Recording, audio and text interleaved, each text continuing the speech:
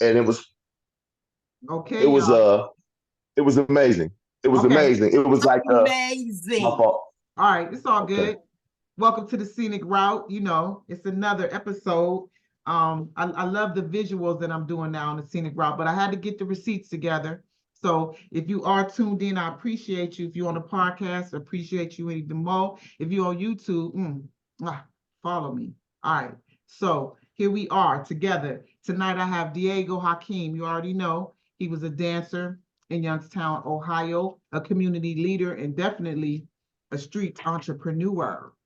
And Yes, then sir. I have with me Reckless Rico, the Soul Rebel. Yes, Already know yes. what it is. He was the greatest freestyle. I don't know anybody. I mean, there were others, I guess, but I'm gonna say the only one I knew was Reek when it came to freestyle, right? Because Mars Dog told us, right, in part 4 that we at our battles was really dropping our best lines. We wasn't freestyling.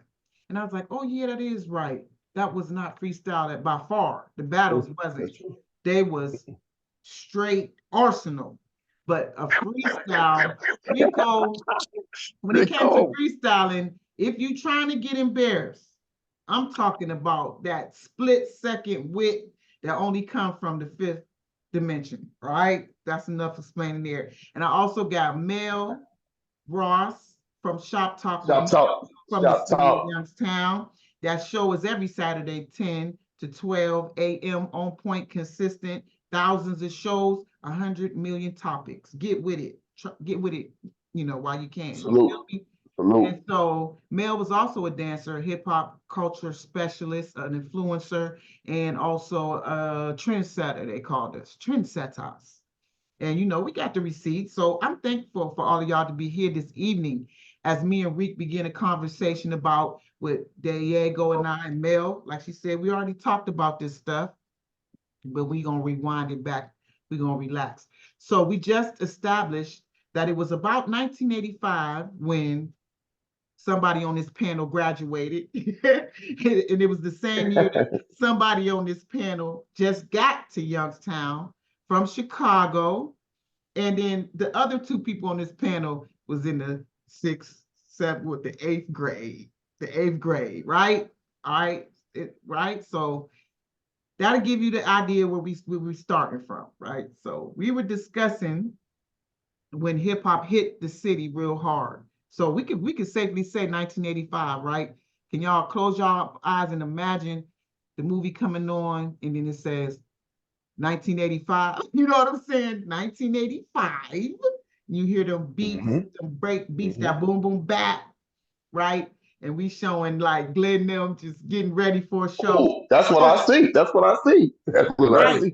Right, and we young, and you know how the clips go here and there. So we see Reek coming with bags, his mom in the new city, she looking around, he getting in the room, looking at the room like, he got to hang all these posters up on the wall in this new room, in this new city, right? And me and Mel just putting these ponytails up, bobs, getting together, getting our earrings, we on the way to regular old school, just school. So that's where we at with it. We're just trying to get our years together, listeners. If you have a hip hop story, again, I always invite you to email me at INYOLAP@gmail.com and get in on the conversation. So we right here, we were talking with Diego about the mixed company and Right. the dance group. And Mel, go ahead and tell us how that experience was for you, seeing that. At Stamp Auditorium, am I right, everybody? That was at South Fieldhouse. No, this is at this at the field house. This is at the field house. Jack in the Box is okay. Go ahead. Yeah, Standby came a little bit later with the All City. Yeah, that was All City. Yeah, it was this South High variety show. Let's go. Okay, Let's go. South High variety show. When I'm telling you, when I saw you guys, matter of fact, let me rewind that a little bit, because before the show started, we were talking about it. It was the African Culture Weekend. Miss Miller. Because it was during the day. Right. And I will never forget that. Now, we know that hip hop was in the area because I had a lot of family from New York, so I would go back and forth to New York. So I was like, okay, y'all know that. I remember FRESH, fresh show. That's fresh. People was like, huh? And I was just reciting Roxanne Shante. But the culture, you had the dance culture, and the rap culture came, the actual culture came, I got from you, Reign. And I never forget, we sitting there chilling, and then you were like, you got a mini RECO. 100. Okay. From here. And back then, we didn't really, like, you had a cousin that came from somewhere. You'd be like, oh, my cousin, blah, blah, blah, blah. But it was like this whole hip hop thing, and somebody, he from West? What? And I'm from Westlake. Y'all was up there, y'all was with the other folk. Y'all was up the hill a little bit, So I'm like, all right, I'm coming up. You was like, you gotta get boom.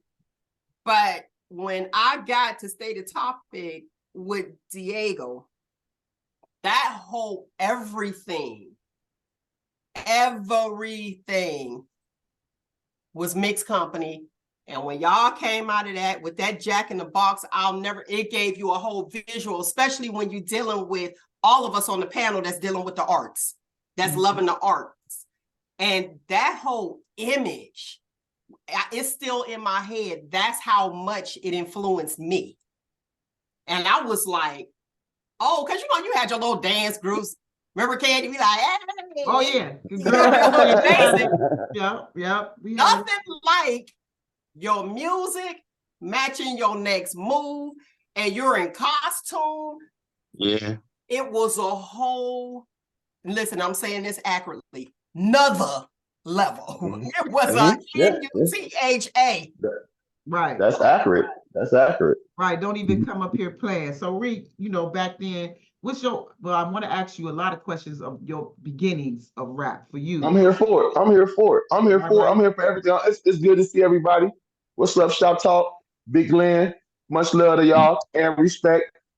Definitely doing it in the community. Always have. I love that. What's up, sis? So, and you coming from Chi-Town, tell us, so first of all, you personally, when was your first encounters with hip hop? Like, when did you start rapping? When did it become part?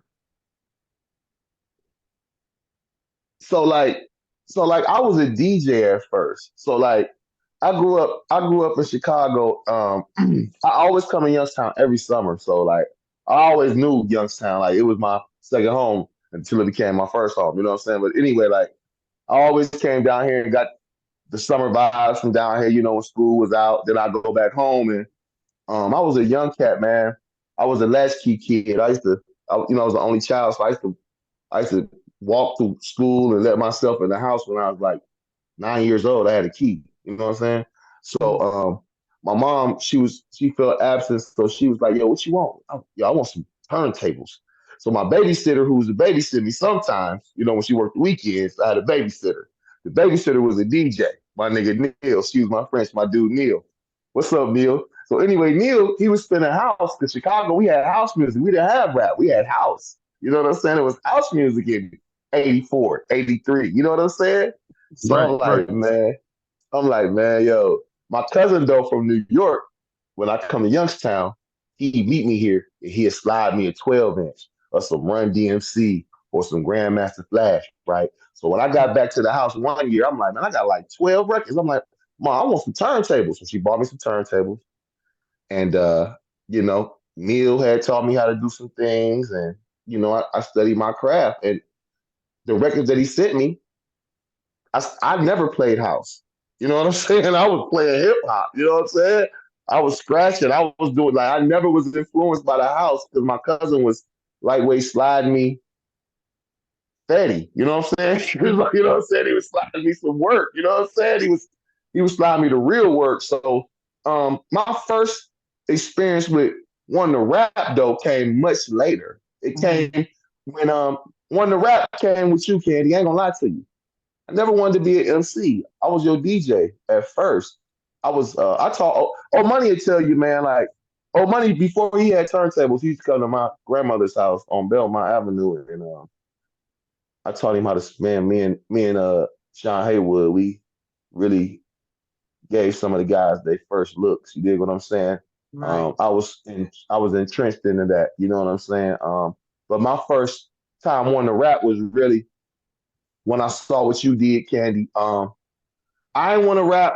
I didn't want to rap solo. I was in a group at that time. You know what I'm saying? Just rapping. But I wanted to be a star. I wanted to get on records, and I was blessed to be able to be on several gold and platinum records. But before that, I just wanted to be in a group. But you made me want to be like a rapper. Like, you know what I'm saying? Like, forget these clowns, nigga. Let me do my Bobby Brown. I'm talking about, like, Nah, don't even try it. Don't even try it.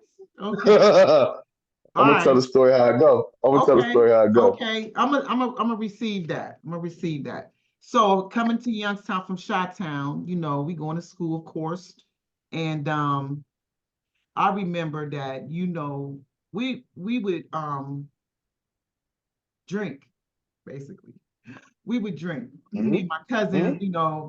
after school, maybe it was summertime, and then after we got right, then we would go out into the community and start walking towards Westlake, just trying to politic, you know what I'm saying, and see people. It was safer, our streets were, right? We Indeed. didn't have to worry about the things that I'm sure that today is going on. But I mean, seriously, it was really a safety even after dark. If we had permission to go somewhere, we would get together and walk together, and we felt that safety. We felt that adult would see us, and if we wasn't doing what we supposed to do, correct us. We didn't. It wasn't Hmm. like it is now. So anyway, so we would meet you down by. They were building YSU, I think, at this time, and me and Lady C would come down there and we would meet you. We would just be freestyling for real this time off of any melodies that we made. And one that Melanie brought up, the discombobulated is the word that I use. To discombobulate Ooh. means to confuse. And so then Yeah. you had to come with your definition and your way of confusion of discombobulation. You know what I'm saying? And Whoa. Melanie, how do you remember that? Do you How do remember? Mel remember that? We How do I Mel remember that? listen, I know it's crazy. And you bringing memories. That was the first thing I said to you. You bringing memories of DJ. And when you brought that saying DJs, my first visual of a turntable was Ross on the Cross. Okay. Yeah. Right. And that was it. And that was Ross Haywood. Right. Yeah. Right. Yeah. Definitely shots Right. out to Haywood. Mm-hmm. You But know? that discombobulation, He when King something different. first said that, I was like, I remember we were in the driveway. We was in the driveway at your house, and y'all was going trying to boom, boom, boom. Like, what we gonna get wrong with that? And that's what it was. Discombobulation is the word that I use. Yeah, to Look, I'm in the back discombobulate, like, G to confuse. Right. Hey. And that song we used to sharpen our Hey. skills, to man, keep y'all did it. words Y'all fresh. confused them. Yeah. Because words was Yeah. important back then, and so was the whole culture. And it's a page on Facebook now. It's called I Am Hip Hop, and they've been talking with me and everything. And it's a couple of moderators, or what they call administrators, or whatever. And they'll put out I'm gonna call it a low frequency question. But we understand from the marketing today that low frequency questions work. That's what grab people attention. I don't know why we don't. I'm sure it's a psychological reason that Sigmund Freud could tell us right now, but he's not here. It'd be Why do sexual. people, right? Why Why do we take to these things, right? So I first want to say to everybody on the panel that you're truly a hip hop culture specialist, right? Thank you. Thank you. You are too. Because the Hip Hop Declaration of Peace, number 16, the 16th principle says that hip hop pioneers, legends, teachers, elders, and ancestors shall not be inaccurately quoted, misrepresented, or disrespected at any time. See, these kids on this page think we don't have rules. They think we don't have a foundation because of what they've seen. They've even been commenting on this, because they want to put hip hop as a genre of music and rap too. I mean, I don't know what this argument they got going on is, but the hip hop culture made rap. And rap has no discrimination. So you're going to get it all. You're going to get the rainbow. There's no Right. confusion there. But they Right. keep saying, nah, because most Def called Drake pop. But pop, just like any other word, derived from popular. These words derive from other words. There's nothing wrong with being popular. Okay? When you cross over, the crossover, right? So Drake comes from Disney. So if you can't figure that out, you on your own right there. Why Most Def would say that? Most Def is a whole different walk than Drake. Most Def, now Yasin Bey, Big Papa, You now don't want that. Diego Hakeem, we grow, we You don't change. want that. They don't want it. Drake ain't got, right? So, but I still see how we use that low frequency, because I don't think Most Def is really disrespecting Drake. He just said he pop. You're not. Yeah, You're that's not. a great You're thing. not. Thank you for calling me pop. That Yeah, that's means a great I thing. crossed That's a over, great thing. which was a Yeah, no-no right. back then. Yeah, So let me finish yeah, the yeah. 16. No one should profess to be a hip-hop pioneer or legend unless they can prove it with facts and or witnesses. Hello, everybody that's on here with me today. Their credibility and their contributions to the hip-hop culture. That's Boom, right. boom. That's right. And Because that's when it come in, and that's when it come in at times in the hip hop community, and whatever got to do with anything about revolving, because you evolve more than one way. You know what I'm saying? So when you evolve in your mind, and when you evolve in your mind, different attributes come out, and they come to life. And when you bring all these different things to life, that's where them attributes come in at. That's when entities form and people form, and all that comes with hip hop, rap, dancing, everything is all in one. You can't take away from it, but you can add to it. You can add to it. And and so I'm just really trying to instill in them, they need to go take a look, because in 81, the group of people went to the United Nations and made this an official document. This is not a game, but I just want the younger people to know that we definitely do have a foundation, and anything does not just go like that. And so they was like, well, what makes something not hip hop? Well, look at the principles. And some of them said we don't discriminate. So if something is on there talking about and and begin to that ain't part of our culture. It ain't no big deal, Mel. I have a problem with how the younger generation is trying to change the narrative because they don't know. Right. And that's where I get annoyed, because I'm not hating on Drake. That's not hip hop. Right. You know what I mean? Right. I'm like, okay, he just a rapper. I need concrete hip hop. Who put in the work? Because it's definitely work. And if you ask any of these young people that say, okay, well, I know hip hop, I know this and that, half these people don't even know that Angie Stone, the singer, they probably know all the drama with her with D'Angelo, was in a rap group called Sequence back then. What was it? Funk You, Right On Up. Right on up. We're going to right on up. Right. And play But they don't know Angie that. B. That was Like, it. That's Angie B. It's that's Angie right. B.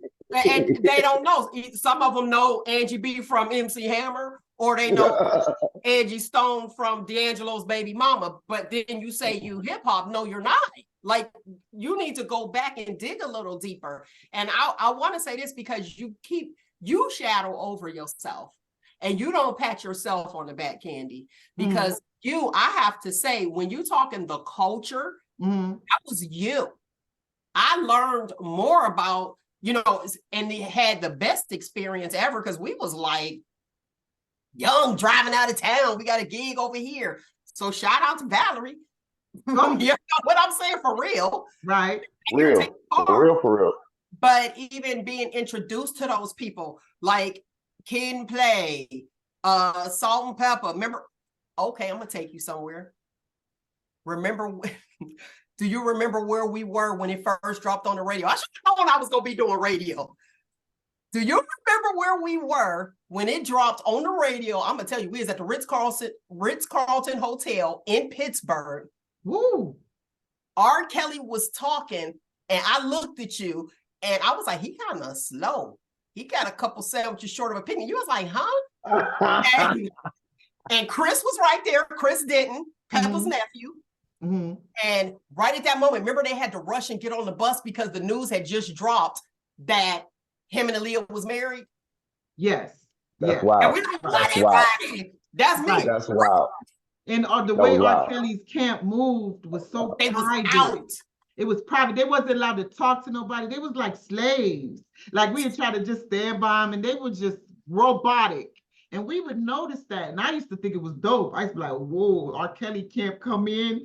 That's how we're gonna be. We ain't gonna talk to nobody. We gonna go to rec shop. Didn't know he had a whole gig going on. Right. We would have been in jail right with him.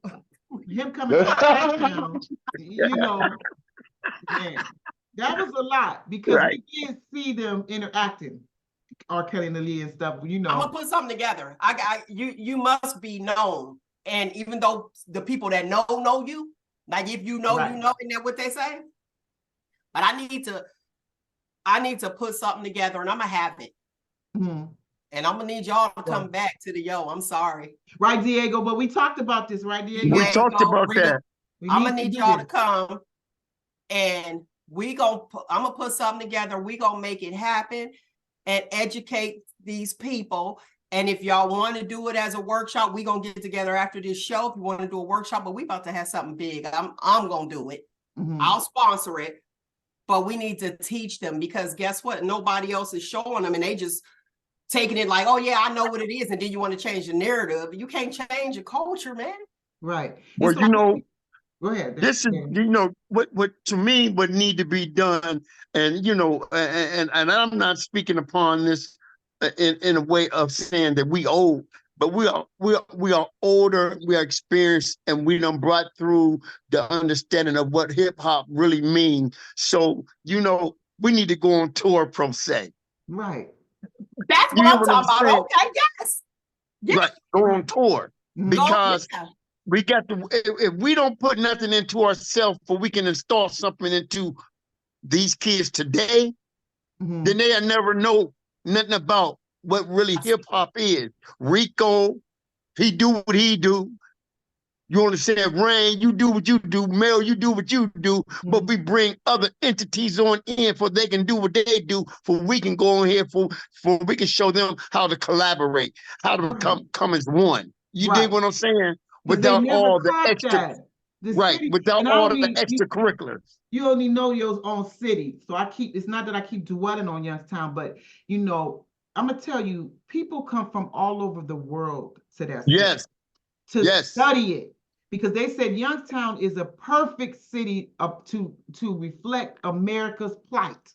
So if they can come all over and get data, so can I. And what I want to say is they never could unite. This brainwashing that we got going on, and they just always would make a joke. Black people can't unify and all this stuff that we spoke over ourselves and just received is still going on today. And it was like, and I would tell people that knew me when I'm being myself, behind the scenes, like they don't get that it's me. So I can't really act like I'm surprised when y'all like, it's you, Ray, it's you. And I'm like, you think? Like you think? Because I keep trying to tell my story. I was thrown in it. What make you think that somebody wants to be a rapper? I mean, I'm serious. Like for real, I was thrown in it. The first one in the neighborhood that had a drum machine. But I was thrown in it. Like that's how it went. So RECO, so you trying to tell me that let's go to the start, let's flash to the Star Palace on the day when I realized that this was a solo mission, right? For me. Right. As far as the business aspect of it, because we were real young, and we got, like, when I did the New Kids on the Block, and I had over 3,000 people screaming and stuff. Now they screaming, but they was waiting on New Kids. They was waiting on New Kids on the Block.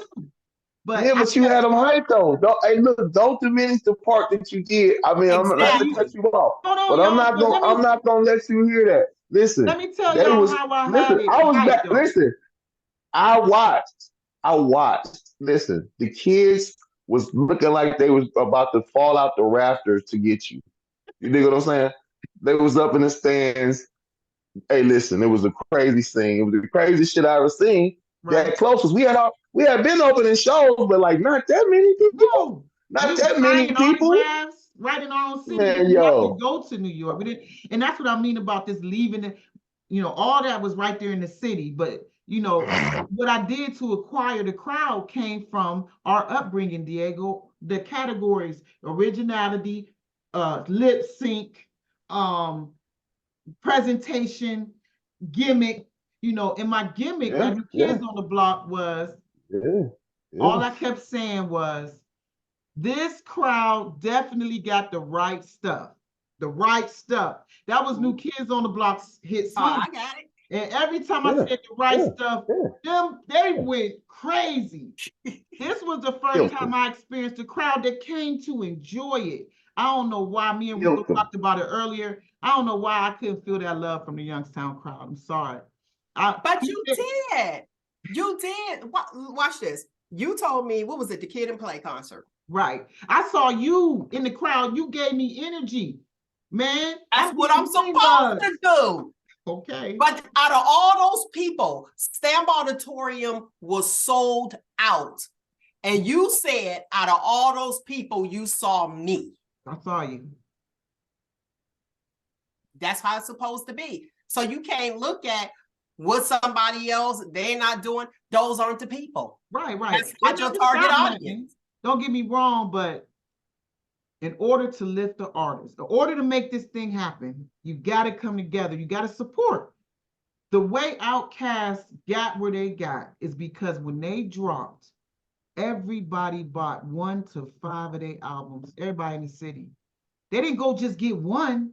So you might think they the coldest rappers out here, but they might not be.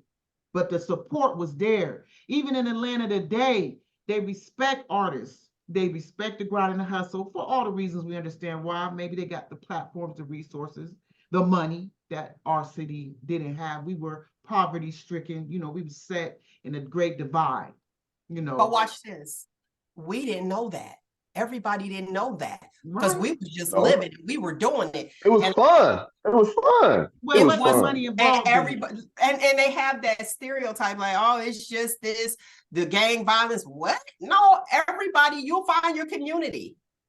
And once you find your community, it's on and popping.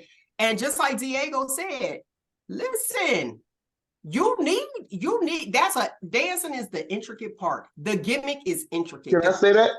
Intricate, because I have a problem. And if you listen to my platform, I'd be like, yeah, I'll go to the concert, but I'm not going to a concert to get disrespected. You can't be on the stage with a dirty white tee. You could have went to the Arab store and got a $5 white tee or something. I'm gonna need you to give me something. Everybody hopping across the stage, like entertain me. I need entertainment. I like to see the uniformity, which means you are united. Like what you were saying, coming together, not everybody doing their own thing. And in this industry, you need every single part. Everybody is important. Every piece. Look at this square on this Zoom. Right. One person missing, it's like, okay, stop missing. Real, you know what I mean? Hate to give the people an example, but let's go.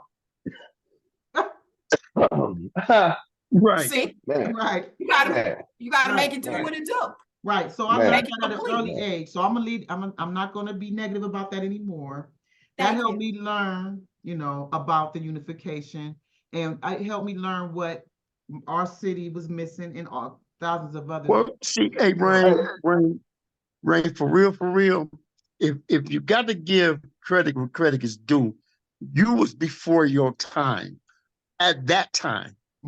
So when you were introducing different parts of yourself, you were introducing what you are today. And see, you might not see your work flourish as well as it should back then. But as you just got finished saying, financially and things in that nature, it wasn't there. But the gathering of people and the unity of people was there. You understand what I'm saying? Because we didn't have what they got today. They got it made today. That's what I want to talk. See, That's what I want to talk. But they need what they need today is what you bring it today, because they don't got that today. They ain't got the unity. Everything is divided, and it's about them personally. Me. And where back then it was we. We can do this. We come in a collective form of See, bringing talent and people together to put on a show. Right. Check this out. Check this out. Hip hop. Listen, just listening to this. I love it. I love to listen more than talk, and I swear. But I just wanted to interject right here and say this right here, man. Hip hop. We was talking about when we was growing up doing this, man. We did have sides growing up, but the dance and the rap, I can go to any side of town I wanted to. I was battling on the east side. I was battling Right, on the, you know what I'm saying? right, Y'all was dancing. We was dancing on the side. We was rapping at the South Variety Show. We was down at the U-Haul. We was everywhere. You dig what I'm Right. saying? We everywhere. went everywhere we wanted to do because that's what hip hop had. Hip hop could take you anywhere. The Right. music, the shit we was doing, the dance, the culture, we could go anywhere. Anywhere. Back then, you dig what I'm Back saying? Like then. now, like you said, we got to educate them on like that's not what it's. You know what I'm saying? Like, what's wrong? What's really wrong? All right, so let's get to the story. We always go left and right on the scenic route. We're gonna back up, make a left right here. Reek. So at the Star Yes, Palace ma'am. show, at the Star Palace when I needed your help. I mean, I don't want to offend nobody when I describe that day, right? So the plans and the rehearsal that I had, things shifted on me, right?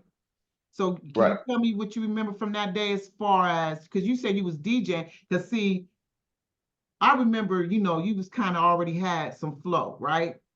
And I Right. thought you really stepped outside of you. So I didn't know you was a DJ to that day. Like, because you went and got the albums, you chose the perfect albums. Right. He chose I Feel Good About Candy by LL Cool J and moved the crowd for this Heavy D show for those who listening. And we yeah, understand y'all not from our city, but you feel the energy. So, you chose those two albums. What was on your mind then? Do you have a memory of that day? I remember it like it was yesterday. You know what I'm saying? I'm blessed. I'm blessed to have my facilities. I'm blessed to remember those days and live them. You know what I'm saying? There's a lot of days I don't remember. Like once I got more popular, but those days are so official. They like tattooed in my memory because I do remember that day. That morning we was in your basement. We was in your basement that morning, and everything was a go. And you was getting ready, and Mm-hmm. we was up in your room. You was getting ready Mm-hmm. on the second floor. I left, went to the house. We get down there, and you was ready for your part. Like Sean wasn't even at the rehearsal that morning. You know what I'm saying? Like um and I mean we got there and it was some other shit like she couldn't get on there and Mm-hmm. you was really in your face. It looked like you was gonna quit, but then in the same half a split second your eyebrow like popped up. You dig what I'm saying? And I saw it. I was right there. Mm-hmm. I said, "Come on, let's set this shit off. Let's set it off just like that." And that's exactly what I remember about it. And you went out there and you was nervous, but you conquered them because they was already looking for you. They were just looking for your partner with you. You dig what I'm saying? They Mm-hmm. came to see you. They came to see you. That wasn't your first shot. That was your first shot solo. You had already been packing them in. You know what I'm saying? Y'all had, way back. You know what I'm saying? Shit, y'all had Yeah. this 3, 4, 5 shows before that. You know what I'm okay, saying? okay. I remember that concert. I had no idea that that was not the plan, which y'all performed right before then. Oh. That Oh. was crazy. And Mm-hmm. yes, when that song hit, I feel good. What? Yeah, yep, Taking me yep, all the way back. That was yep. so fire. Mm-hmm. I had no idea that you weren't supposed to be solo. That song said you were supposed to be solo. It did. It did. Like, I that was so perfect. that creative. Again, how important is the DJ? Mm-hmm. 100, 100, 100, 100, Right. 100, Right. 100, Man. man. 100, It man. was amazing that he picked that, but I had to do what I rehearsed. I want to give shots out to Jap Robinson, you know, one of the promoters, and Big also Jap. Mitch, who was our manager at that time. But Jap, when we won the contest, he opened up for Heavy D. I guess that I'm gonna say I guess because I don't remember how I got the key to the Star Palace. I don't remember the delegation, right? I just remember that it was a collateral for one of my hats because I used to rock the hats with your name on it, and I had a hat that said Candee, and they was I like, remember that hat. let me get that hat, and I'm and you take this key, and when you give me this key back, I'm gonna give you this hat back.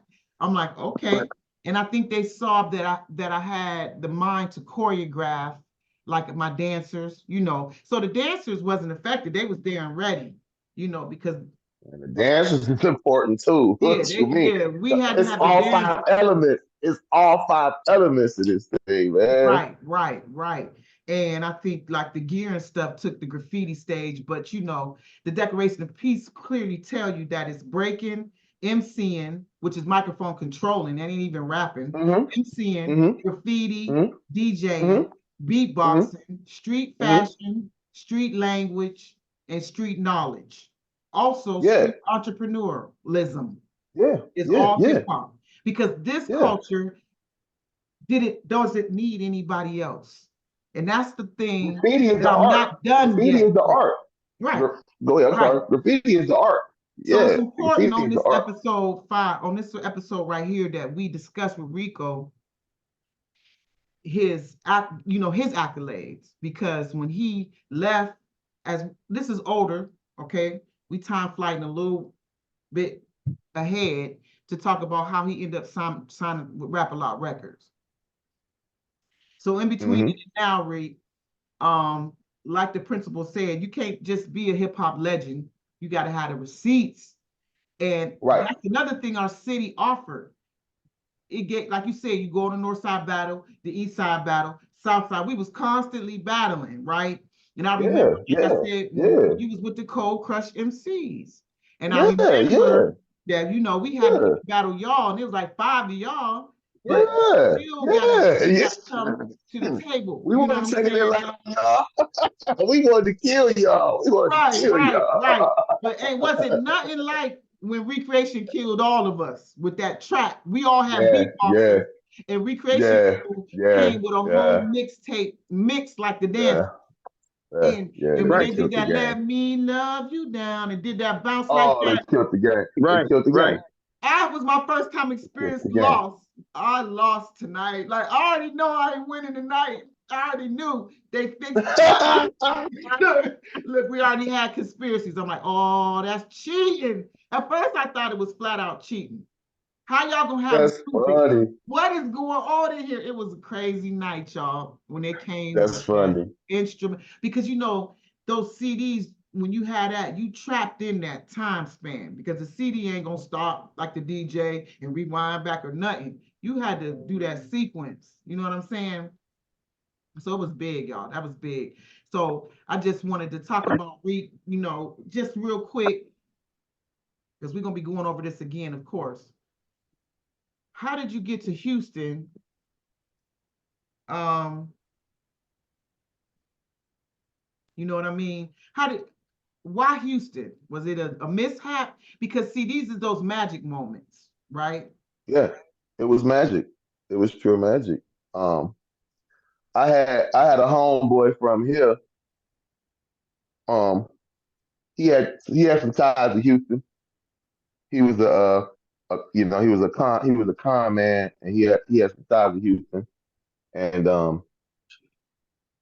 he was getting money out in Houston. And he was like, "Yo," when he found out I started rapping, because we went way past, because I was your DJ. You dig what I'm saying? And then you gave me a time because you had a slot. You was like, "Hey, go open for me," and that's when I became a real MC. Like, you know what I'm saying? But anyway, Right. fast forward to fast forward to Houston. I had like I said, I had a partner. He was trying to get me to sign with Willie D. So I had talked to Willie D in Youngstown. He had called me. He like, yeah, man, I heard you got some this and that. Woo woo. Why don't you come out here? I'm like, all right. But I was timid to go out there because, like I said, the dude I had out there was a con. I knew he was a con. You know what I'm saying? I didn't know who he was conning, me or Willie D. You dig what I'm saying? Okay. So I was like, man, fuck it, man. I'm like, nah, I'm just gonna chill. Um, I went to Cleveland. I was working with Debbie King, Don King's daughter. She was my manager for about a year and Right. a half. Remember that. And me and Debbie, we were doing some things, and she had took me to a few places, Vegas, and I had started making connects. You know what I'm saying, with different producers and different things like that. And I got back to Cleveland, and I was rapping with this dude named Dre Bone, and he was a heavy street dude, and he was like, "I'm gonna go to Houston," and we had did a badass record, and Cleveland was really on it. You know what I'm saying? It was really jamming it. You know what I'm saying? The underground niggas, the niggas in the projects. He was from the '40s. Niggas in the projects was jamming the shit. They was on it. It was about to be a street banger, right? He like, we going to Houston. You know what I'm saying? He got $100,000 in the suitcase. Me and him and two other niggas hop on a plane. We shoot to Houston. When we get to Houston, I said, fuck it, let me call the con man. I'm already here now, you know what I'm saying? Let me call the con man, you know what I'm saying? I'm here now, fuck it, let me call the con man. So I called the con man, and he pulled up on me, and he said, he gave me $1,000. He said, hey, he said, don't tell nobody you know me down here. He said, don't tell So, nobody you know me so down that's why I said on a different episode, I was saying how you don't know what has taken place when you're dealing with these labels and you saying you from the you don't know what we already done. That's one of the things I was talking about on a past episode. Stuff like For that. sure, for sure, for sure. Yeah, so I mean, like, yeah, so that's how I got to Houston. But how I got to rap a lot was, man, that's a long story, man. Because when I first got to Houston, I was dealing with some shady people. You know what I'm saying? And because that was the only connect I had. Even the dudes from Cleveland was shady. You know what I'm saying? My nigga Bone in them. He turned out to be a good dude at the end, but back then he was trying to the con man did have plugs. So when we got down there, we used the money we had, the 100,000, on the con man's plugs. You know what I'm saying? So I'm in the middle of a con. I'm in the middle. Okay. I know I'm in the middle of it. Oh my goodness. Okay, Yeah, that's man. gonna be live. That's Yeah, gonna be live to see. yeah, On yeah, the reenactment, I gotta speak that into yeah, it. yeah. But yeah, man. That's how I got down here, sister, man. That's how I got to Houston.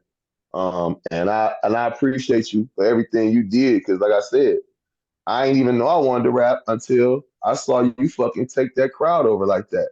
And then I was still your DJ when you fucking rock Struthers Fieldhouse. And fucking you had fast forward and rewind your dancers. And them Oh, people you was DJ looking that? like they was, Okay. Oh, yes. ooh, What you shoot. talking about? Look, they had a sound thing though. They had a sound thing though, but they had to. I stood behind the wheels. You played Right. the what was we playing back then? What was we playing back then? It wasn't a tape, was it? We ain't had no cassette, did Oh, we? We no, had no no, cassette. no. We had to use the turntables or bring. Well, you had to bring your tape. We had something. We had something that you played, because I didn't spin nothing. Y'all, it was Okay. already pre-made. It was already pre-made, but I just stood Oh, behind the so wheels. that's when Yeah. TDK became purported. We had to have quality cassettes. Now we're gonna need them hi-fis. Okay. We got Right. receipts. We got receipts. I'm telling you, we Hey, got receipts. I'm and telling you. that's what's gonna show that history. We gotta share that. We gotta share that. So, all right, I want to hop back to when you was with Debbie King, Don King's daughter. That's when we Hmm. met Tupac Mystical, and that was when Hmm.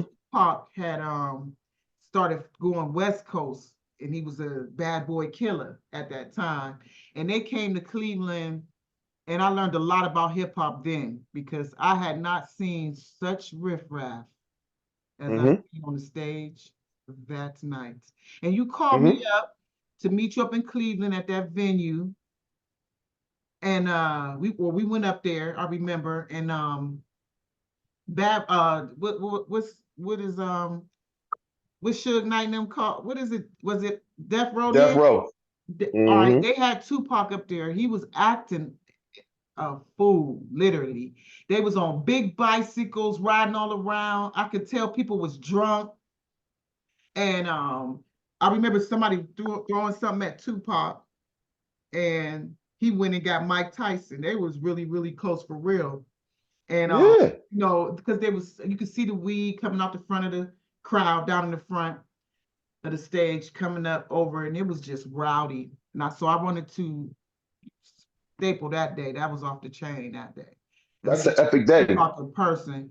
But mystical, Everybody, young, everybody remember that day. I'm telling you, all the homies in Cleveland remember that day because it was an epic day for everybody. it It was was an epic day in hip hop. It was an epic right. day in hip hop, especially Cleveland hip hop. Go ahead, sis. I'm Right. sorry. The It was an stations epic were day. It was cool, an epic. the radio stations and everything. It was a hype day. And so then I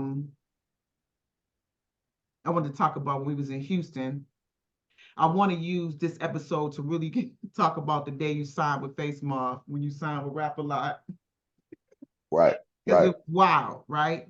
But I wanted to right. thank you for inviting me to that. Like I said before, at the time I was homeless, meaning I wasn't paying rent. That's all homeless mean. I wasn't paying That's all rent it means. nowhere, Yeah, that's all it means. That's And all but it it means. was a transitional, time in my life, So I got on the plane, and this is the stuff that's miracles to me, right? Because like this ain't about Hmm. money, right? But you know we Hmm. already spent millions just to get where we at today. But we as melanated people, we don't catch stuff like this. But I got to Houston, and I went with you to the studio every day. Your work ethic Hmm. was unreal. That's another thing. Your work ethic, Thank you. Thank you. loving Hmm. and Hmm. living it is not Hmm. what we see today. They got this fire stick way of doing everything. You know what I'm saying? But Yep. um, you and your group, y'all had sealed the deal. You know what I mean? Y'all pushed through till this company said, look, we're gonna sign them. So you want to talk about how Scarface named you Manchild? Because again, what we say, Big Papa Diego Hakeem, we said Most Def had become Yasin Bey, and Reckless Reek the Soul Rebel became Manchild at Rap A Lot Records. You want to tell us Yep. that name? Yeah. Yeah. So I had got with a guy from rest in peace, JB. I had got from with a guy from um Cincinnati. His name was JB, and he passed, but he was the dude that played all the guitar on Scarface's made not made album. He played on Untouchable. He played Mhm. all the guitars on Untouchable. And he was from Cincinnati, and he was a monster. And the dude I was working with, it was one of the con man's partners who was Face's bodyguard, but he Mhm. wanted to be a producer now. You dig what I'm saying? So he taking us to the studio, but he Face bodyguard, you know what I'm saying? But he taking us to the studio. So we in there with all the guys, you know what I'm saying? We making music. He got his own little corner. He making Right. beats. We rapping our ass off. Um, uh, but he don't want to mess with Face. He want to go straight to Lil J. He want to go straight to J Print. He want to go straight to Lil Daddy because he was Lil Daddy's bodyguard too. You know what I'm saying? But he was Face's personal bodyguard. So anyway, um, my dude, we did some tracks and now all of a sudden I'm in here with Face and them. So Face come in one time, he like, who is that? I'm jamming like a motherfucker. He like, oh, that's when you win. He asked Mark. He like, oh, that's him right there. That's Rico from Chicago. He said I was from Cleveland. He like, that's Rico from Cleveland. I Mhm. said, yeah, man. He was like, all right, well, yeah, nothing much, nothing much. That was the first time I met, like, met him at the studio. The first time I met him was really, really crazy, and I'm gonna tell you that was the day. it was a day that I got my contract. You was at the house. You was at the house pregnant. I had drove my motherfucking raggedy ass monster up the rap a lot. And cause what I'm telling you now is how the day I got signed is I went up to rap a lot. That was the day I got signed. The day I got my contract is this day though. When I went up there, this is the day I met Face. I go up there because I had got the contract for some other niggas. Right. Because It was a Rap a group. lot, Rap a lot, yeah, Rap a lot had no Rap a lot had like 5 labels. They had Too Much Trouble was on the label. They had the Fifth Ward Boys on a different label. They had then they had like 3 or 4 labels. You know what I'm saying? Under Rap a lot, Underground Records. Uh, that was Dewey's. Anyway, man, I can't remember them all right now. Big Steve had a record label, Cash Records. He had Menace Clan. He had Menace Clan. I don't know if y'all remember that. This is old school rap a lot groups. But anyway, I was about to sign with Underground. I was about to sign with Dewey. I go to rap a lot. I grab my contract. Dewey he really tried to slide on Face. You know what I'm saying? Because I had been doing this shit in Face Studio. You know what I'm saying? Right. But I hadn't seen Face yet. So he slid on it. So I'm walking out the thing. I'm on my way back to the house. I know y'all at the house. You know what I'm saying? We about to smoke. We about to, you know what I'm saying? We about to get right. So boom. So I pull up. I'm walking out the door. It's the Rap a Lot compound. Lil J got like $10 million worth of cars down there. He got Ferrari. He got one of ones. He got a Ferrari limo. You dig what I'm saying? Limousine under there, like you know what I'm saying? He got all type of crazy shit. So anyway, he I'm walking out the door with the papers in my hand. I hit the gate to go out. They got to buzz you in and out. It's a real live compound. It's razor wire around it. It Right. looks like Right. I remember. a baby prison. A baby prison. So Right. I'm walking out. I'm walking out. It's called the compound. I'm walking out and I look to my left because my car is straight ahead. But I look to my left and I see this white cloud riding up the street. I'm happy as hell. I ain't letting nothing stop me. Now I'm daydreaming. Like, what the fuck is that car right there? It get closer. It's a fucking. It's a. It's a white on white Rolls Royce. It's a white on white Rolls Royce. Right. All I Yeah. see is the grill and the lady. Right. I saw my jaw drop. I'm looking like, damn, who coming to the pound? You make the left. It's Face. You know what I'm saying? It's Right. Face. Okay. Okay. He rolled up mean. Face roll up with the top down on the Rolls Royce. He say, "Hey, ain't you RECO from Cleveland?" I said, "Yeah." I'm like, "Man, that's a nice car, man." I'm like, "That's a bad motherfucker, man." He like, "What you got in your hand?" I said, "I got my contract. I'm about to be on the label with you." He said, "Who gave you them?" I said, "I read it quick." I'm like, "I'm about to be on Underground. This from Dewey. This from Dewey." He like, "You want to be on my label?" This is how spur of the moment it happened. Oh. This is how spur of the moment. I'm Okay. not glad to get the contracts looked at, but this is the day I got the contracts. I Right. had to get them looked at. You was there for that the day we signed them officially, but Right. I had to get the contract. You were still there though. You know what I'm saying? It wasn't that much longer after that, but Mm. this day is the day it happened. So he was like, "You want to sign with me?" I'm like, "Hell yeah, I want to sign with you. Is you crazy?" I'm looking at this Bentley. I'm in this Rolls Royce. I'm looking at Face. He got on the Rollie, the presidential. He got the top down, the Cardi's on. You know what I'm saying? I'm like, hold on, man. And his face. On top of all that, his face. Now, he ain't never offered me no deal on him at the studio. I ain't seen him, though. But, man, I said, yeah, he called right back upstairs. He called right back upstairs. And he talked to whoever it was up there. I think it was Sean. Whoever he talked to upstairs. They fucking had the contract ready when I got up there. So I got up there and had the contract. So when I got back to y'all, I had 3 contracts. I had Mhm. one from Swoop, Dewey, and Face.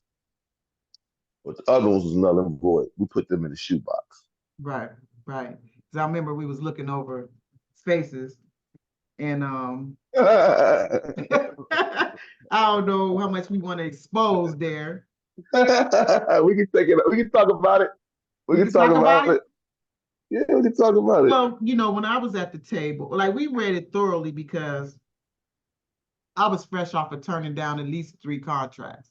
But because I had went down a path where I'm a female artist and then I have my brother managing me. So I'm going down this narrow road that's almost perfect, right? Because I'm not going through anything like people trying to manipulate me because I'm a female or none of that. It was all legit. But I ran into an attorney and she was a female, and because her family was a family of attorneys, she was comfy, right? Because when I came Right. in there, she talked to me and she started to explain to me what contracts was. She said every genre besides classical artists will sit down and negotiate their contracts. I need this, this, and this. And the label will say, well, we need this, this, and this is what we're going to share, and this is how we're going to do it. And it's a great contract because you had input. But these contracts, and she was like, please don't tell nobody I told you this, right? So I think I'm free now after 50 years. I can release this information. Right. X-Files, like the X-Files. She said the contracts that you're going to be seeing is called rape. RAPE. I'm gonna play that song. I wrote a song about it, right? And it's a classic song in Akron, Ohio. I'm gonna play that song on this show. It's called Rape. And she was like, because in this contract, they're not gonna ask you nothing what you want and need and like or had an idea of. You're gonna get this contract, it's gonna be about this thick, and you're going to get everything taken away from you in there. There'll be nothing you'll end up with. She said, when you go down here, because I was on my way to Baltimore, Maryland, where one of the football players had a label. And she was like, do not record nothing, which I did not listen on that part. But she said, and do not sign anything. And what you need to do is start your own company. Because even then, I think CDs, no, what was that in there? It had to be CDs because I had it in a DVD case. I had all the artists I was affiliated with. I had their names all on there and everybody's music who was already a part of this idea that I had, this vision I had. So when she saw Mm-hmm. that, she said, yeah, you need to. And see, I was hard-headed because I didn't start the business. But I did go down there and record, which was horrifying because it was a song with Men at Large, right? And did I ever get that song? No. Did I ever get a copy of it? No. Was it the coldest song I ever did? Yes. Yes. You know what I'm Yes. saying? She said, Yes. don't do it, but I did Yes. it anyway. And I got played on that. So let's flash back to Rap A Lot. So now I'm pregnant sitting there, you know what I'm saying, with my first child. And this is why I was able to take that break with Reek, because, this was his time, not mine, as far as the record deal and everything. And so being a woman, now back then, you're not getting up there with your big ass stomach. That's why I don't know how to feel about Cardi and them doing that. I think it's disgusting, but I don't know. It's like, okay, we broke through that. Now you can go out there with your big old belly. Okay, whatever. But back then, go sit down, go sit down, go sit down. Now Right, too, now it's too, but I don't know what that was but about. But just I have don't respect want for to. I don't yourself. want to. Yeah, I don't. Yeah, that I don't want nobody to come after me because Right, everybody got to watch this. This is legit. How it right. But really this went is down. this is before their time. If they doing it now, they can't get mad. We talking about then, And Yeah, right. so Yeah. anyway, but my whole point of that was back at that contract. The contract, when I was sitting there with you, I don't know if you remember, and the guy kept looking at me, and I don't know if that was their attorney, but he kept looking at me smiling. I'm like, what's wrong with you? He's like, why are you in here? He's like, you must be their attorney. You must be their attorney. You must be. Right. And then he Right. was right. Right. He was Right. right. because by then I had the HHPD shirt like you see behind me. The hip hop police department I had created, which was another thing that intimidated the hood because I put police with hip hop. People like, no, Ray, don't do that. Don't put police with hip hop. Nobody's gonna come. I used to be like, oh, dang, y'all, we can't do nothing good and right? We can't. But anyway, so we looked over this contract though. And do you remember how much you was getting paid monthly? Like, I don't want to tell you stuff if you don't want me to tell you stuff. You can tell it. You can tell it. I think it was about a grand, 900, some shit like that. Right there. It was right around there, exactly. They a month. It was just enough to pay the rent type shit. Like you didn't have nothing extra. You didn't have nothing extra. You know what I'm saying? Right. And this is the thing that we is striving for. We trying to get record deal, right? We get up here and they talking about 900 a month. Yeah. A little signing bonus. And you know, we knew that was the rent. So okay, all right, at least the rent paid. You know what I'm saying? At least that's covered, even though that was already covered. But it's still you compare it to your expenses. I just wanted to add that because that's an important part of the story because we got young people even today still want to sign a record deal, but don't know the half of even what a record deal is. And if you're when you learn that you might as well go to a bank and get your credit up and go ahead and borrow it from the bank because there's no difference there. Who would ever think a record deal was just a loan? Exactly what it is. They made us believe it was some type of reward, right? But listen, that wasn't it. So I definitely wanted to lay that down there. And that's true. That's also, true, sis. At the time, because of that, we was working for another label while we was doing that, right? And that label was from home. They were recording, doing their whole albums in Houston, and that was OH10. OH10 Records. I'll get some real money from them. You know what I'm saying? Right. I'll give more money. I'll give more money to Face. I'll give more money to Face. Face is mad at me.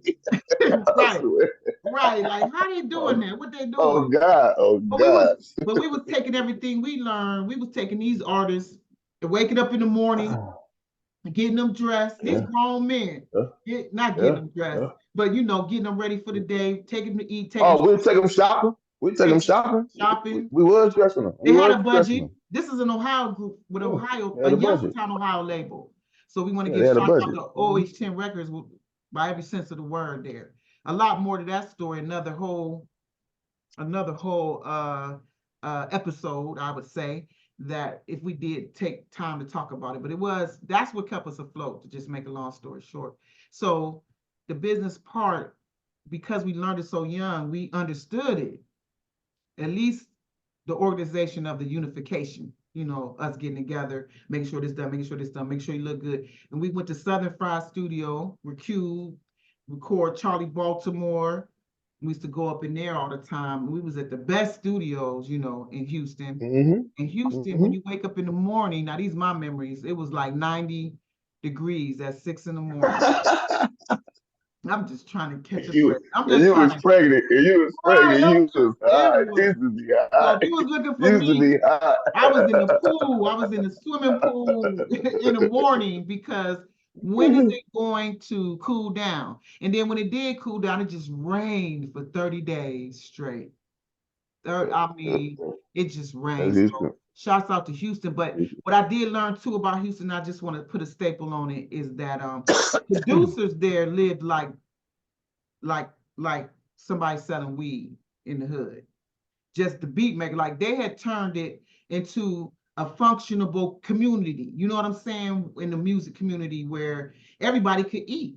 But beats was being sold, studios going up, record stores was going, and it was a lot, 8 million in Houston at the time, I think. It was really a lot of people there, So the experience, it really floored me when I went to Rap A Lot Records, and it was a compound. But, growing up the way I did, and they showing me the business aspect, they paying me $200 for 20 minutes, and I'm already giving back as a child. I didn't have to wait to become a millionaire to give back. You feel me? So when I went there, that brought a lot of hope to me.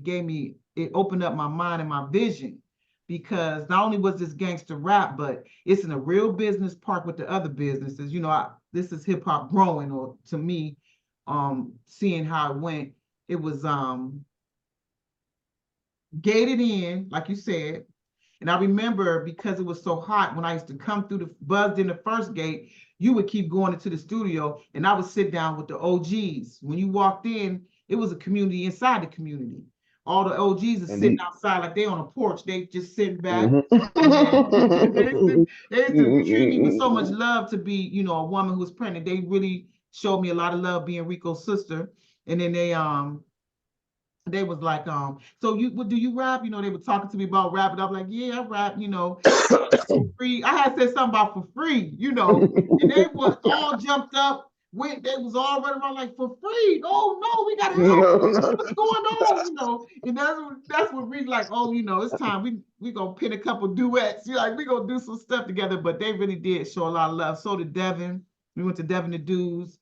I want to say, from my point of view, that was one of the true hip hop culture specialists that was at Rap Lot. He really loved music. He really loved what he was doing. Then the rest, we had some straight gangsters. The rest was gangsters, I guess. I don't know. They liked to rap when they had extra cash, but the rest of them was straight G's. So, I mean, it's a lot more to that, right? It's a lot more to the build there. But Man, so, can you talk to us about some of your struggles, like on the business end? Because I think our main thing, yes. what would you say if I asked you that? Like, this ain't just like an interview platform, but it's a storytelling platform. So listen. I'm so open with the thing because I'm blessed universally. Um, you know, I'm good, but they owe me some money, man. They owe me some money. I'm on a lot of records that I ain't get paid for.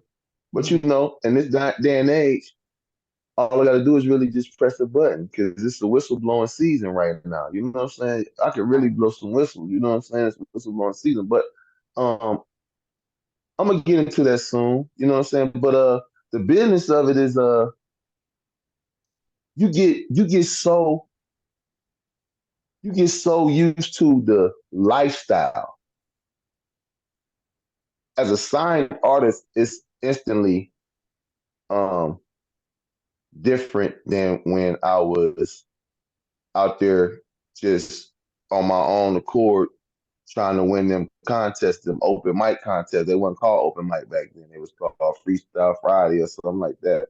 You know what I'm saying? In Houston, I had won a bunch of them before I even started going to the studio with JB. But anyway, yeah, the business part, man, the most heinous thing about the business is it's like a loan, like you said. I saw who we were signed to. I signed to Brad. Brad probably went and got $2 million because independent shit was jumping.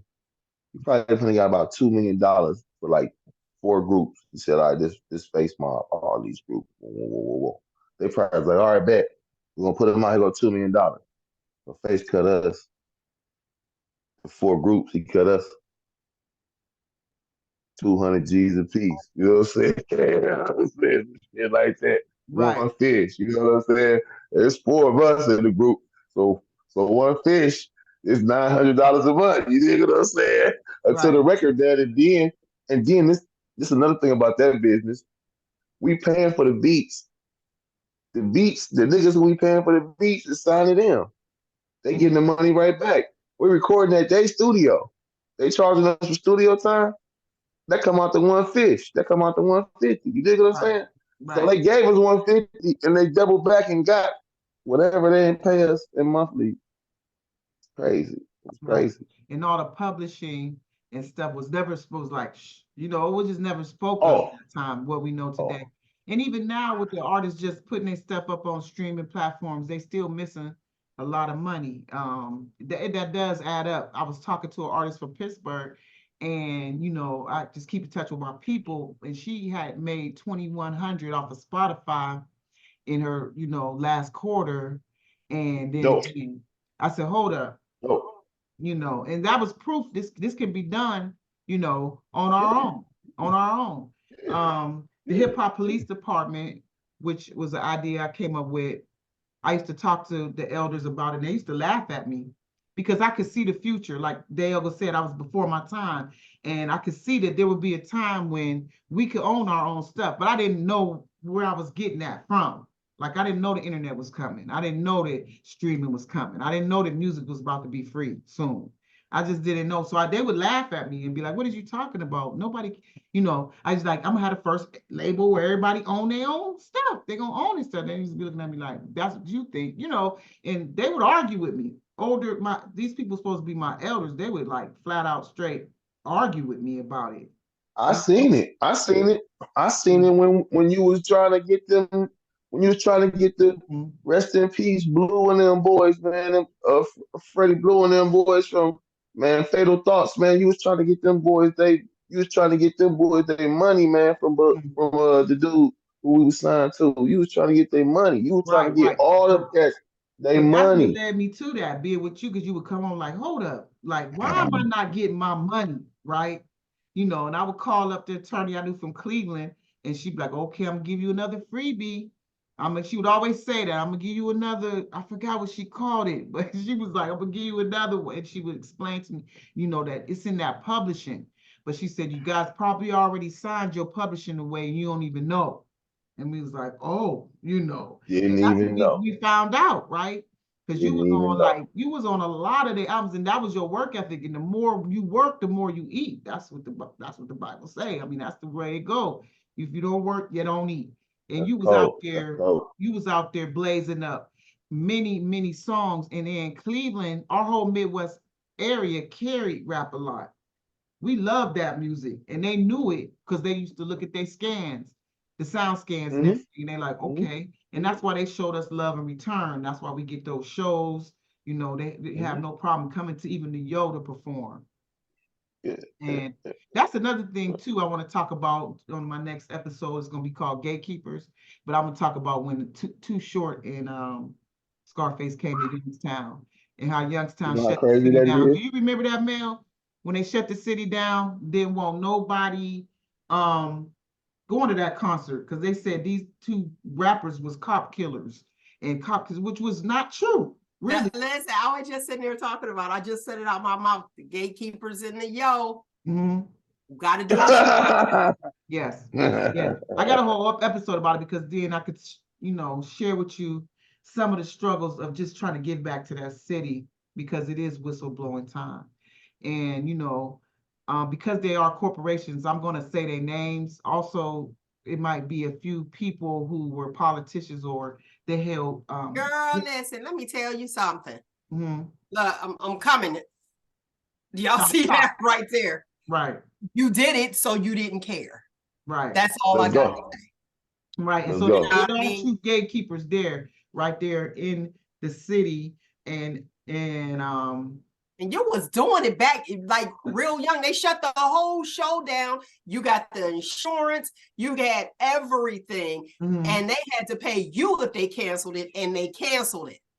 And they canceled it. And then the attorneys tricked me and gave me the money back. He gave me he gave it back because Pay the money for the insurance back instead of right, your because in the $1 million. contract it said if this event, now we talking about this event I was doing called the lockdown at my I own high remember. school where I I graduated, remember. right. I They was I they was in didn't want rap town. on the stage. They didn't want this type of thing on the stage, but they didn't understand who we were. You know, they didn't because it was crime going on, but we were just trying to solve this killing and shooting. We was trying to bring the sides of town together, just like we saw it in the past. It worked for us. It'll work for them. But we, you know, that. But I just wanted the politics of it, and these people held accountable in some ways when it comes to what we see in the city today.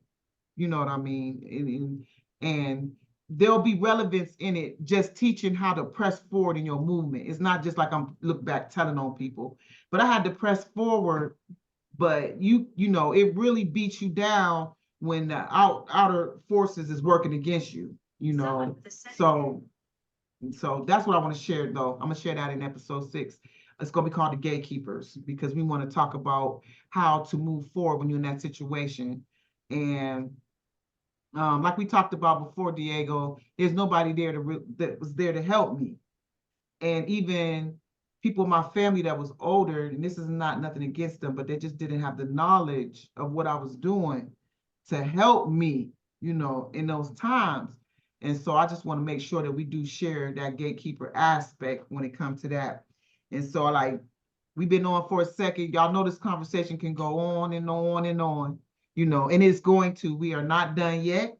You know, do you want to tell us some of your influences when you was coming up? I know I was, you know, but Hey, look, Glenn was. Hey, listen, Glenn was.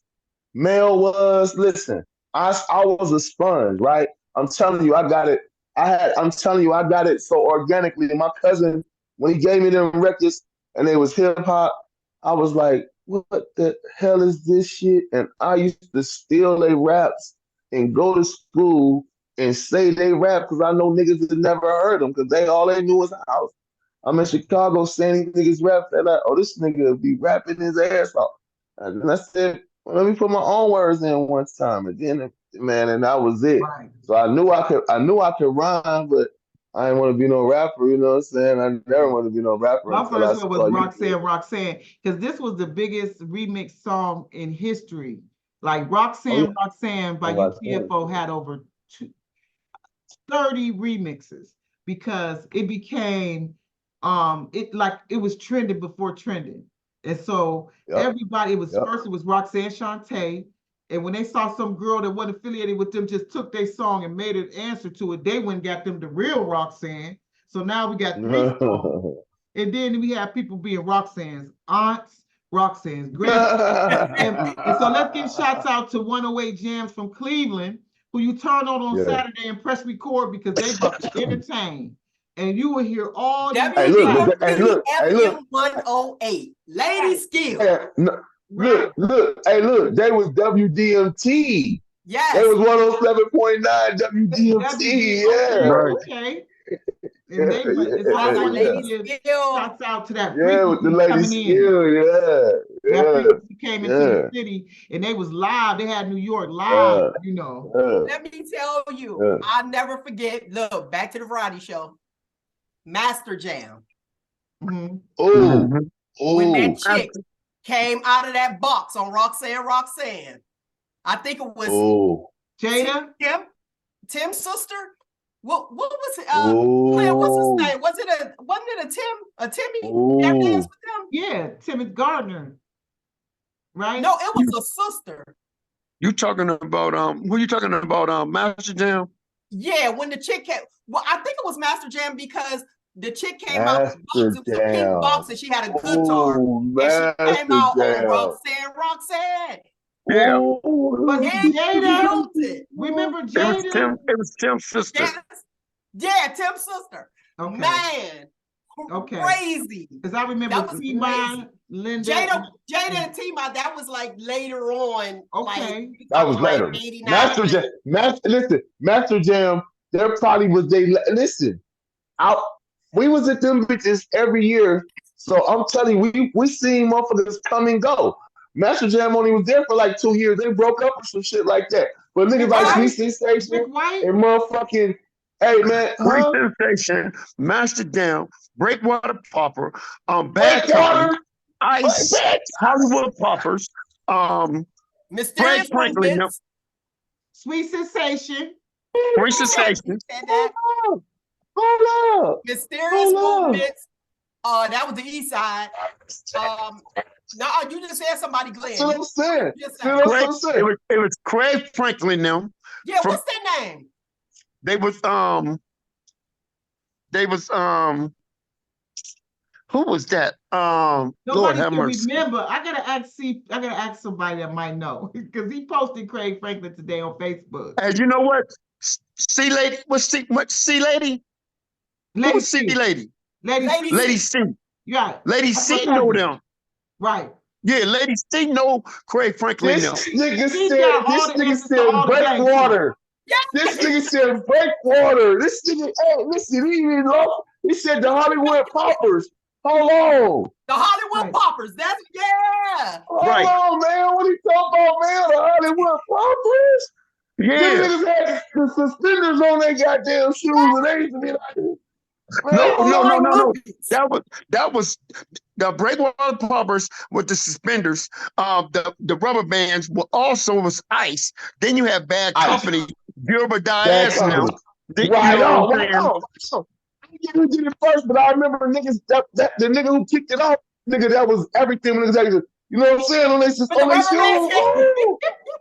That was dangerous. In the outfits, Stop I want to give shots out to the Stop ladies playing that with was me. sewing these Man, outfits. yo. We was putting the Yo. seamstress to work, okay? Yeah, Right. To yeah, work. Y'all yeah, got to yeah, remember yeah. that y'all got to remember that Ice was Calvin Thomas, Jerome Thomas, Jerome. It was Jerome Harrington and Eugene Lundy. These was all the guys was back then were Ice now. Then you had Bad Company, which was Gilbert Diaz. If y'all remember Gilbert Diaz or not, the Puerto Rican, they was Puerto Rican. That was back in the day. Tyrone Bugs now, also from the north side. Um, who was from the east side, y'all? All I knew was the Mysterious Movements. And Mysterious that was with Movement. Smitty, Levinsky, Smith, Levinsky and them was from the and east Dana side. Rivers. Dana Master Rivers. Jam. Yeah. And Okay. Lil Dana. Master Jam. Yeah. Ronnie Tucker. Jam, Ronnie Tucker now. Ronnie Tucker was Master Jam because his mother used to sew. Okay. Dana's mother sold. Right.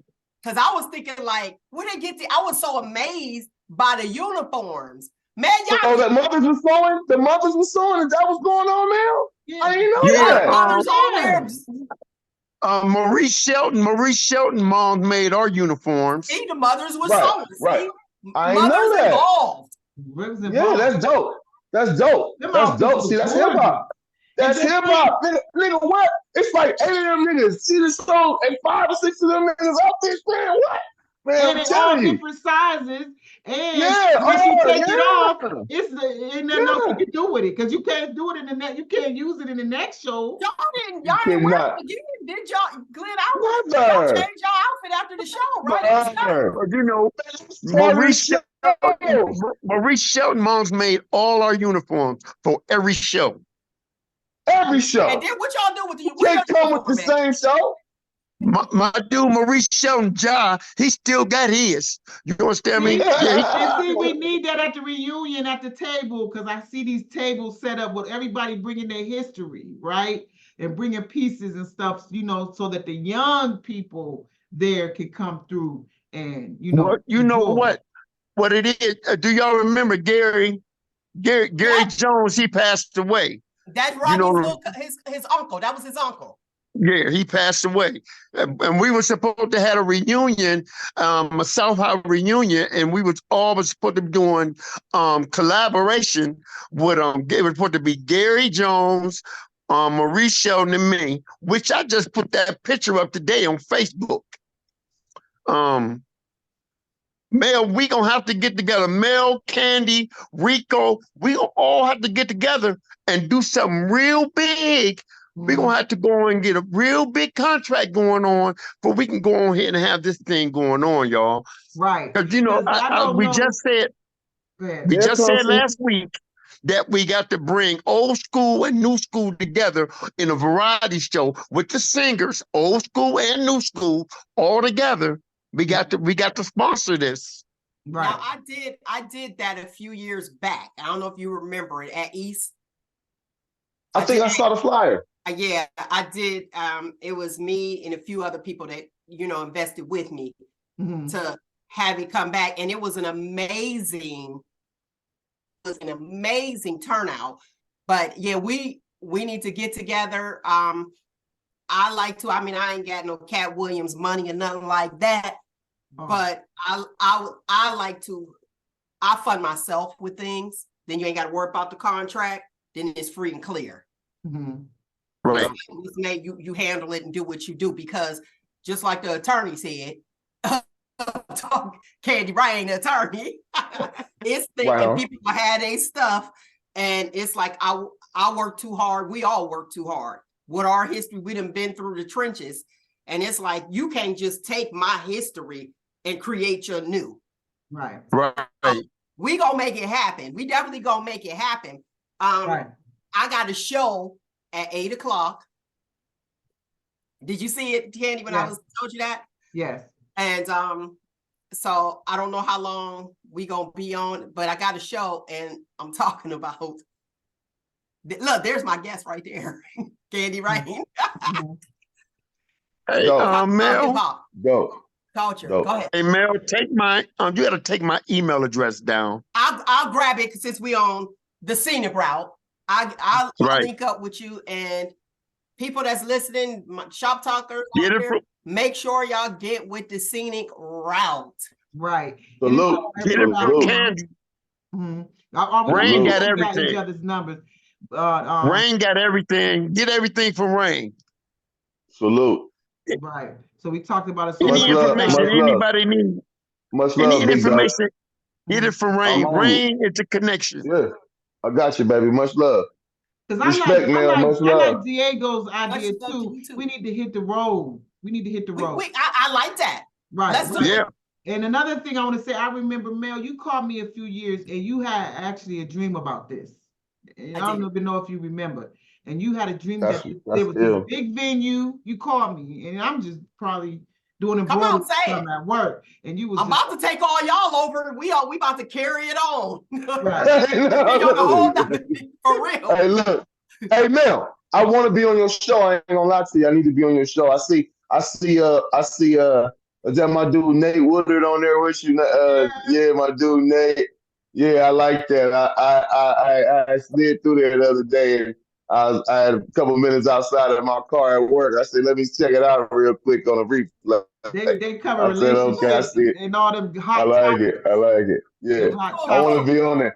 Hey, Mel, book me, Mel. I got you. Look, I got to book you through the Scenic Route. Right up. How much more time you got? No, I'm kidding. Right. Now, what'd you say to tell me about the dream so I can bring it back to my dream? You said that it was a venue, and you was like, all these artists were there. You know, you was like they were under what we were doing. And you said you came through a door and it was tables all around. And it was just different groups there and stuff like that. And I'm like, okay. And like I told Mozzie, and I told a couple people, them is the things that kept me going, you know, to make it this far and still be on this music thing, you know what I mean? As far as hip hop culture representing is rough, you know. But the Declaration of Peace, I carried that for many years on our show InYoLap as we ran into podcasts. Remixx was doing podcasts again way before its time, you know what I mean? And when we learned to spark up that camera and just sit and talk, you know, I got to share with y'all the first episode we ever did. It's hilarious because we just sitting there staring at the camera because like, we know this is going somewhere, but I didn't know it'd be as big as it is today, you know, as far as the communication and it coming together and people just actually making money monetizing, you know. And so that's the part that it plays a major role. I ain't even gonna get to. Hey, Rain, Mel, RECO. This thing is what you're talking about. What everyone is talking about. It's an umbrella. You know what I'm saying? Being that I'm a 501c3, right? And when you're a 501c3, you got an opportunity to umbrella different things under that 501c3. But being that you all already have entities already set up. Now we can bring in umbrella. You can umbrella all that you want under one thing and collabo. Like Mel, Rain, y'all need to collabo on that show one time and bring entities involved in that show entity to exploit what you're trying to relate and get out. to move, to have people move with you. So y'all gonna all move at one time. Right. Yeah, We gonna all move together. That's the DBA, doing business as. And Reign and myself, I know that we actually have, that's why we got all the different things going anyway. But yeah, Right. it's good. That's good knowledge, especially for the listening audience to hear that. Taking this go ahead. time to try to get others involved ahead. There's more hip hop stories all over the country and definitely from the city. Even if you was against us for whatever, we need you to tap in. If you want to tell your story, this is the time to do it. INYOLAP@gmail.com. We appreciate you. The Scenic Route is just beginning. You feel me? And I'm gonna be tapping more in with RECO, talking about this story that we want to share and also share Thank you. the music. Yeah, thank you. Thank you. Yeah, Thank a lot you. of the music involved. Thank you. And hey, that's what the Scenic Route is available on Google Play, Spotify, also the Apple Store. Scenic Yeah. Route.